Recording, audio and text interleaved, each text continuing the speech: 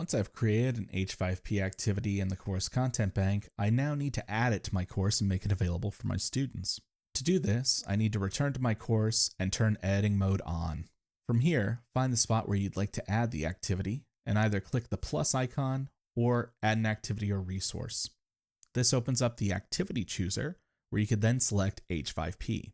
If you don't see H5P, try clicking the All tab or Activities tab or searching for it.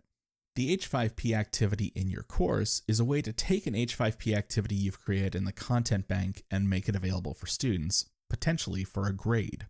Though you'll find multiple options and settings on this page, at the end of the day, all you really need to do is provide a name for your activity and attach what's called a package file. Once I've added a title for this H5P activity in my course, I then need to use the package file to grab the H5P activity from my content bank.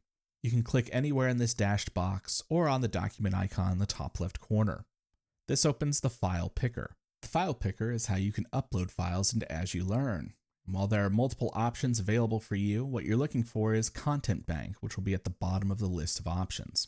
From here, I can see a list of every H5P activity I've created in my course. To select an activity, simply click its name. The next screen you see will be a confirmation, and what As You Learn is asking is whether or not you want to make a copy of the file that you created in your content bank or use the default, which is to link to the file.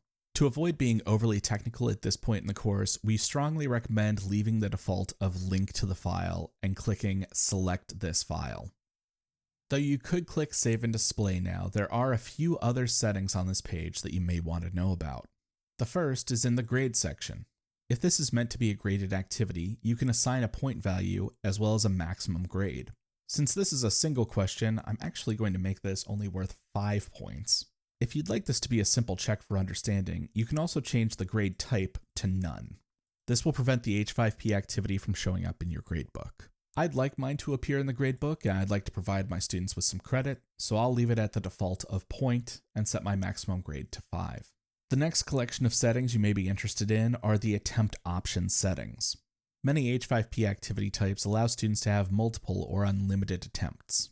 The attempt option settings allow you to do things such as enable attempt tracking, which will track advanced data if that activity type supports it, set a grading method, which by default is set to take the highest grade that the student earns, and review options, which controls whether or not your students can review their attempts.